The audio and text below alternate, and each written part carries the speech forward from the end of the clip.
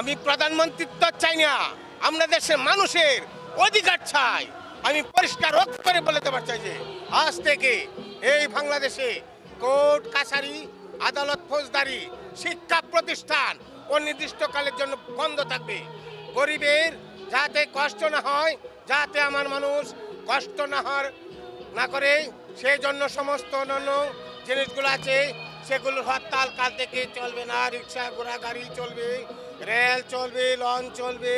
শুধু secretariat, supreme court, high court, জজ court, semi government দপ্তরগুলো আবদা কোনো কিছু চলবে না। 28 তারিখে কর্মচারীদের বেতন নিয়ে আসবে।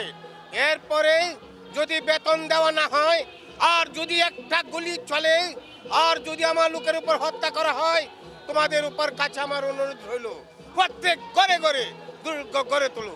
তোমাদের যা কিছু আছে তা নিয়ে শত্রুর মোকাবিলা করতে হবে এবং জীবনের তরে রাস্তাঘাট যা যা কিছু আছে সব কিছু আমি যদি হুকুম দেবার নাও পারি, তোমরা বন্ধ করে দেবে। আমরা বাতে মারবো, আমরা পানিতে মারবো, তোমরা আমার ভাই, তোমরা বেঁকে থাকো, কেউ তোমাদেরকে কিছু বলবে না। কিন্তু আমার বুকের পর গুলি চালাবার চেষ্টার করো না, ভালো হবে না।